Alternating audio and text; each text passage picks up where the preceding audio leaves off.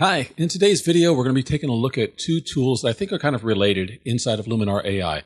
The Mystical tool and the Glow tool. We're going to talk about what they do, how they do it, and when you may want to use them and on what type of portraits or landscapes or other photos that you may have. So stick with me, we'll take a look at them. Hi, my name is William Beem. I'm a photographer just like you. And I want to talk about why you want to enhance your photos with something that gives you a little bit of a soft glow effect. This is something that photographers used to do in the film days with different techniques. Some people might have taken some soft diffusion material, maybe a nylon stocking or something, and put it over the lens and shot through it. Sometimes people would take a clear filter and put a little bit of Vaseline or baby oil or something on it and shot through it and got a soft effect that way. Now we can do it in post-processing. But there are different results that you can get from Mystical and from Glow. And I thought it might be interesting just to take a look to see what they do, how they do it, and let you decide where you may want to use some of these. So I'm going to start off with this photo of Mount Fuji. And we're going to start off with the Mystical tool. And I would love to tell you that always use Mystical for landscapes and always use Glow for portraits. But it's never that simple. You can use either for whatever kind of photograph that you want to do. So we're going to start off here in Mystical. I'm going to bring the amount about halfway, about 50, 51, whatever. And you can see a dramatic change. Matter of fact, let me toggle this off. And you can see like the texture in the stars. You can see the texture on Mount Fuji. And I'll turn it on and everything gets softened. But also we've got kind of a bit of darkness here in the middle. And even though there are lights down here on the horizon line by the lake, you can't see that much. So we can go ahead and take shadows and open that up a bit. And you can bring your lights back. And it's going to have an effect that's global. So you can use a mask here if you just want to paint it in or use a gradient on a particular part, just in case you don't want that showing over everything. Maybe you don't want the shadows opened up in the sky. Maybe you just want them opened up down here. The other thing that I like is this little smoothness tool. And I'll be honest with you, it's a little interesting on every photo as to whether you bring it high or low. And it seems to kind of shift the light around more than anything else. So I'm going to do a demonstration here. We're going to bring the smoothness down. And you might have noticed that there was a little change in the way the light was in the sky. And then we're going to bring it up. And then there's another kind of change. I think this is one of those things that's like salt and pepper. You do it to whatever taste you want. You don't worry about whether it's smoother or not. I've tried this on some other photographs with a lot of detail. And I noticed that the detail isn't changing. And you know what? Let's just go ahead and demonstrate that. I'm going to pick another photo. I'm going to go over to this photo with lavender. And you can tell we've got some sharpness here, so I'm going to kind of zoom in on that. All right, so I'm going to bring Mystical up again to about close to 50. And let's play with smoothness. I'm going to suggest that you look right around here because this is sharp and in detail, and that's kind of what we're looking at. So I bring the smoothness down. You see that these edges of the petals got a bit brighter. As I bring it up, the color shifted a little bit. But what hasn't changed is the detail. So I think it's an interesting tool. You can definitely see some colors changing. You can see the light changing around, but you don't see changes in the detail so much. So again, it depends upon the photograph that you have as to how effective this is and what it does.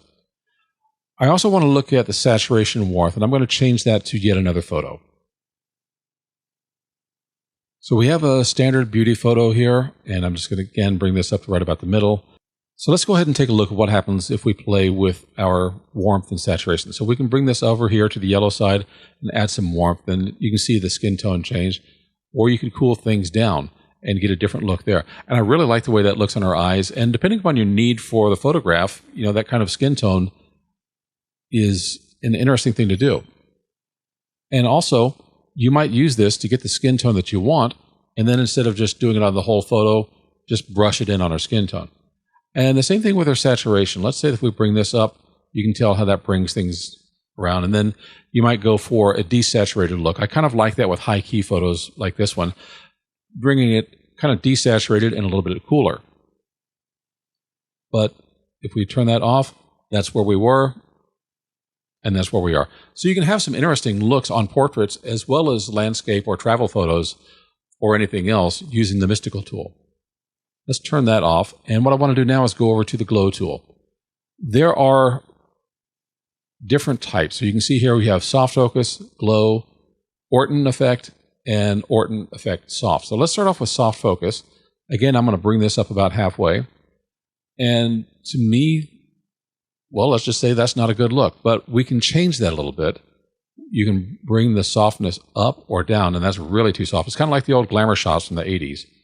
And you may just need to say, that's too much, I'll bring it down here. You can increase the brightness or decrease it, or increase the contrast. But remember what I said about things that I like about adding warmth or coolness to a photograph. This is another one where you can kind of amp things up. And again, I kind of like having a bit more of a cool portrait like this and bringing the contrast probably towards the middle.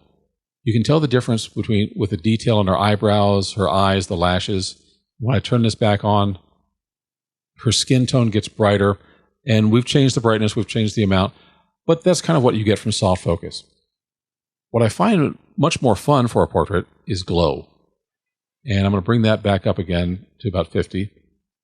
And you still have the same controls down here, but you've got a different look. So when I turn this off, you can see that it's kind of taken a little bit of the color out of her. And then when I turn it back on, we've still got the warmth slider down here where it's cool. You can still bring this back up. I don't want to lose that white. So I'm going to go over here. I'm going to get my brush, and I'll choose a radius that I like. And I'll just very specifically paint this in on her skin tone.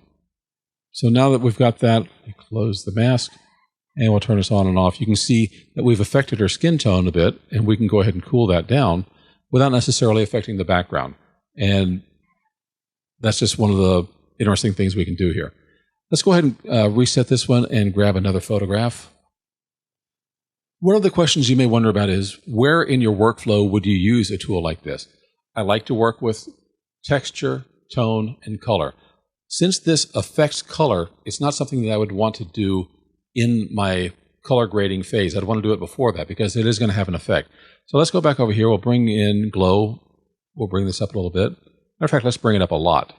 And if we're going to affect her color with warmth or coolness, I kind of want to have that set before I start color grading. And that's my preference. So you may want to do things a different way. But you're getting a little bit of a different look using glow. And you can see before and after. And it's kind of just adding a little bit of highlight in here, maybe too much for some people's taste.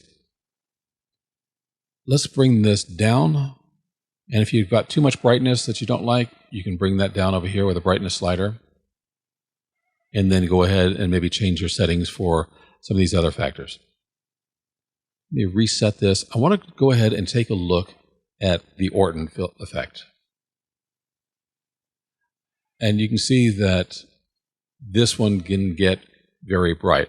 This was a technique developed by Michael Orton for landscape photos, but it still has an application, I think, for portraits. It's just a matter of how much do you use. I am kind of the opinion that less is more.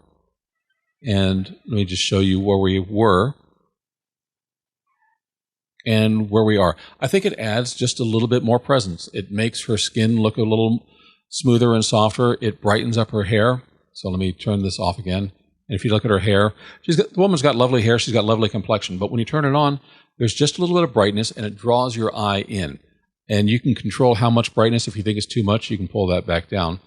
But these different softening effects, I think, have a very interesting look on your subjects.